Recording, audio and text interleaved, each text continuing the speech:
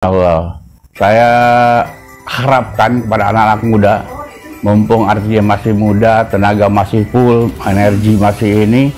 Jadi kalau sudah kenal ini dakwah, terjunlah. Jadi seperti Pak Cecep. Assalamualaikum warahmatullahi wabarakatuh. Waalaikumsalam. Semua dari Sabang sampai Merauke, dari Malaysia hingga Andalusia. Subhanallah, di sore hari ini saya jumpa dengan sosok orang tua kita, yang beliau adalah adik kandung dari Bapak Ustadz Kiai Haji Cecep Firdaus. Masya Allah, orang tua kita dalam dakwah dan tabligh. Kita akan ngobrol-ngobrol, akan cerita bagaimana kisah asal muasal almarhum, kemudian kesan dan pesannya, dan apa nasihat yang mungkin bisa kita terima buat para pemuda khususnya. Assalamualaikum Pak Haji, kumaha Bang? Waalaikumsalam warahmatullahi wabarakatuh. Sehat ya? Alhamdulillah. Ya. Ya. Boleh Pak cerita Ya, gimana bismillahirrahmanirrahim. asal muasal itu? Allahumma sholli ala Muhammad wa ali Muhammad. Masya Allah. Saya bersaudara awalnya 4 orang, 2 lelaki dan 2 perempuan. Yang lelakinya yaitu Pak Cecep dan saya. Saya yang paling bungsu, Pak Cecep nomor 2 dan nomor 3 ada di Lampung, nomor 1 di Pandeglang. Tapi yang 2 itu yang di kampung sama dengan Pak Cecep baru saja meninggal. Jadi tinggal sekarang ada 2 kakak saya yang perempuan di Lampung dan saya. Dulu waktu saya kuliah di Jakarta dan Pak Cecep juga baru lulus kuliah di Akademi Bank Muhammadiyah di Jalan Keramat. Waktu itu ya kami sudah aktif di Masjid Kebon Jeruk, pengajian biasa. Waktu itu ada Ustadz Gojali sama Ustadz Sururi mengisi pengajian di Masjid Kebon Jeruk. Dan Pak Cecep aktif di Muhammadiyah, waktu itu masih aktif kami ya, karena Kesatuan Aksi Mahasiswa, dan dia sering nginep di markas di Keramat 45 itu. Nah, artinya dia heran waktu aktif di Muhammadiyah itu, jadi semua berbicara Islam itu. Tapi pas tidur subuh, artinya sama sekali nggak ada yang bangun untuk sholat subuh. Nah, disitulah dia merasa heran. Kenapa ini yang dibicarakan Islam, tapi Masya Allah kurang ini. Nah, tahun 74 itu, kebetulan ada rombongan jemaah dari India dan Bangladesh ya. 74. Bulannya saya lupa. Terus beliau mengikuti, termasuk saya, karena setiap ada keaktifan masjid saya selalu ikut, karena rumahnya juga dekat dari masjid, beda gang aja. Nah, waktu dia ikut, dia nyoba ikut 3 hari, yaitu ke rumahnya Jeristan, ada situ ada musola Jalan Industri. Ikut 3 hari, tapi benar-benar dia merasa, loh ini alhamdulillah katanya, terutama ya sholat ini diperhatikan benar. Sudah sholat di awal waktu, sholat harus berjemaah, dan benar-benar waktu ikut 3 hari itu, artinya tidak pernah ketinggalan sholat berjemaah itu. Jadi dia merasa, wah ini artinya yang benar-benar memperhatikan kepada agama itu. Jadi mau betul-betul cari gaya yang baik. Nah, akhirnya dia ditaskil istilahnya oleh orang India itu, dia nyoba ke India 4 bulan. Oh, langsung 4 bulan? Iya, dia izin, kebetulan dia kerja di Bank BRI Jalan Veteran di dekat istana. Dia izin, nah kaget kepala bagiannya juga, loh apaan izin 4 bulan dari mana ini ceritanya gitu. Karena nggak ngasih izin, ya dia akhirnya keluar begitu saja. Dia coba di sana. Tadinya sih dia rencana 4 bulan, tapi rupanya dia di sana ada kayak enak lah, merasa enak gitu, merasa cocok, sampai nambah 4 bulan. Sudah gitu dia pulang ke Indonesia, otomatis ya kerja dia berhenti lah. Dan ya saya ceritakan itu riwayat itunya, dia punya modal tuh hanya motor Vespa satu, itu ya. Dijual Vespa waktu itu 125.000. Tahun 74 ya? Iya, tahun 74. Yang 75 dia bawa untuk ongkos ke India itu, yang 50-nya disisain buat keluarga. Nah ini. Nah, sebelum artinya dia menjadi suro, artinya dia ikut dulu betul-betul banyak yang penderitaannya lah. Perjuangan ya? Ya, banyak perjuangannya. Terutama terus terang dicoba dengan mulai kehidupan. Kan dia dalam keadaan tidak kerja. Terus artinya nggak punya penghasilan, nggak punya itu, jadi banyak cobaan yang itu bertubi-tubi gitu. Tapi karena dia yakin bahwa ini artinya jalan yang benar dan yang dibenarkan Allah, artinya dia istilahnya betul-betul melangkah, semua kakinya dua-duanya ini kan ceburkan ke situ gitu. Jadi tidak, maaf kayak saya sendiri masih sebelah ke sana, sebelah sini masih ke dunia gitu istilahnya. Jadi belum mantap lah. Tapi kalau Pak Cecep insya Allah artinya sudah mantap betul. Dan dia artinya banyak pertolongan Allah setelah kemari, setelah dia di itunya. Waktu dulu masih ini, masya Allah istilahnya.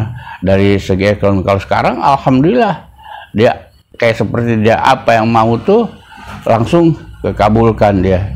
Sampai artinya kalau kita lihat dengan ininya itu ngebangun masjid, artinya dilebarkan sampai ke belakang, terus setiap ada ruko yang mau dijual itu di sebelah masjid dulu tuh langsung dimusyawarahkan, langsung dibeli. Tinggal satu ruko lagi yang belum kebeli di satu masjid itu ada cita-cita dia mau ini supaya tidak terganggu lagi. Kebetulan yang punya juga orang Chinese, jadi artinya ngerasa dianya merasa keganggu dan kitanya juga nggak enak sebab dia posisinya masih di dalam masjid gitu posisinya. Itu yang dia ini kan. Dan sebetulnya dia mengenai agama tuh dulu dia aktif di Persis. Waktu Muhammadiyah itu, Muhammadiyah terus Persis. Dan di Masjid Kebun Jeruk itu ya ada sejarahnya. Dia waktu itu artinya mempertahankan jadi imam subuh tinggal pakai doa kunut. Ribut tuh sama termasuk yang Amir pertama Pak Zulfakar, gitu ya. Itu sejarah. Orang paling juga ya? Ya? Pak Zulfakar. Pak Zulfakar, iya, tapi artinya dia karena mungkin dinas. Kalau ikut 4 bulan yang rutin terus 40 hari setiap tahun, enggak. Sebab dia kan militer, disiplin sekali, nggak bisa inilah. Waktu itu apalagi zaman Hendro Priyono, di atas sana itu Hendro Priyono terus sama Pak Harto, jadi agak ketat. Tapi dia ya namanya militer kan nggak ada keaktifan yang ini di kantornya, jadi kebanyakan dia di masjid gitu. Jadi itulah sekelumit artinya pengalaman Pak Cecep yang setahu saya gitu ini kan ya. Terus ngajak Bapak gimana awalnya itu? Saya sebetulnya artinya nggak diajak langsung, cuman karena kebetulan waktu itu saya satu kos satu rumah terus sampai udah Pak Cecep nikah. Saya pernah satu rumah juga ikut Pak Cecep di Kebun Jeruk 14. Jadi otomatis kalau kita ke masjid bareng kita itu aja. Cuman saya kerja di perusahaan Jepang Suzuki dan maaf ya mungkin hati saya belum pol gitu. Saya belum bisa nekat kayak Pak Cecep gitu. Gitu 4 bulan meninggalkan pekerjaan. Saya istilahnya masih takutan gitu. Takutan kita gimana wah gimana kita mau makan kalau kita nggak kerja. Itu ada itu sudah masih kayak ini, subhanallah itu. Jadi kurang yakin malah justru itu yang merusak iman kita. Itu aja tahu. Dan setelah kita lihat hasilnya Pak Cecep sekarang, kita yakin bahwa artinya kalau kita yakin 100% artinya masuk ke tablik ini dengan betul-betul full gitu, insya Allah bantuan Allah tuh datang. Jadi itu yang intinya. Ya, kira-kira gitu. Beliau udah keliling dunia kemana-mana Pak ya? Ya. Sudah keliling dunia ke hampir semua negara. Kalau Pak Cecep ya hampir ke seluruh dunia, sampai ke Kutub Utara dia artinya pernah di sana. Yang begitu ngelangkah gelap, ngelangkah ke sini lagi jadi terang gitu ya. Iya, dia di Greenland itu. Kalau Pak Cecep, Amerika udah beberapa kali, Inggris udah sering, Afrika juga sering, malah dia di Afrika dapat support sama orang-orang hitam. Kebetulan dia ya artinya bayannya sama dia dibawa itu, bawa artinya Lukman Hakim kan orang hitam. Iya. Tapi Masya Allah ditinggikan oleh Allah sampai namanya dimasukkan kepada dalam Al-Quran surat ini. Padahal dia orang hitam, tapi karena dia takwa dan dia artinya betul-betul takwa sampai memperingati anaknya itu betul-betul ya Abu ya, jangan kamu syirik kepada Tuhanmu dan betul-betul kamu beribadah seperti begitu ya. Itu yang jadi nama dia langsung diangkat oleh Allah, dimasukkan kepada Al-Quran karena dia menjaga betul-betul imannya itu murni gitu. Itu dia dapat support langsung di sana, subhanallah ya. Kalau ngerasa itu. Ada kenangan apa sama Pak Cecep waktu jauh lah kah, waktu keluar urus kah, mana gitu Pak? Subhanallah ya. Saya pertama ikut urus tahun 86 ke Padang 40 hari ke Padang Priaman. Itu dengan beliau, dengan Pak Cecep ya. Sebelumnya tahun 77 tapi artinya masih ngacak gitu. Di Singapura 3 hari, di Malaysia 3 hari, Bombay 3 hari, terus ke Karachi 3 hari, terus ke Jeddah. Dan saya mukim di Mekah. Waktu itu kan bebas kita ke Mekah, itu artinya begitu kita datang ke Mekah pakai visa turis kayak pakai apa, langsung otomatis kita dikasih izin tinggal gitu tahun 77 ke sana. Dan malah saya pernah ikut urut di Saudi karena dulu belum dilarang. Setelah kejadian pemberontakan Juheman tahun 79 baru total dilarang di sana. Malah siapapun yang berjenggot harus dipangkas kalau dia nggak mau ditangkap oleh pemerintah. Itu termasuk guru biasa kayak apa gitu, rata-rata dicukur jenggot tahun 79 tuh. Nah saya masih mengalami tahun antara 77 sampai 79 itu sekali saya ikut huruf di daerah pedalaman orang Baduy itu ini. Dan sebetulnya Masya Allah mereka artinya mengakui bahwa inilah artinya cara-cara Rasulullah yang sudah lama nggak diamalkan dan artinya malah seolah-olah asing gitu kan, malah ini artinya. Dan saya sendiri pernah ngalami di Padang, saya pernah diusir, terus malah di kampung saya sendiri saya Surabaya artinya saya diusir. Nasihat buat anak-anak muda. Subhanallah, saya harapkan kepada anak-anak muda, mumpung artinya masih muda, tenaga masih full, energi masih ini. Jadi kalau sudah kenal ini dakwah, terjunlah.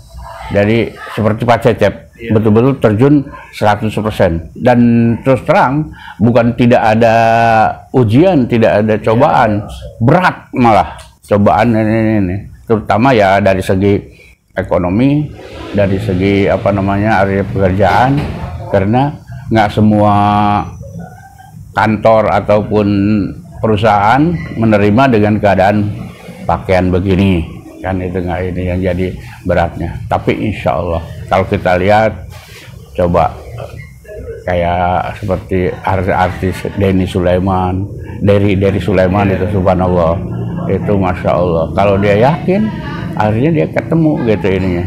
Nah ini itu aja yang saya harapkan pada. Jadi jangan tanggung gitu, kalau ini mau betul-betul bismillah, udah nggak ada ini lagi.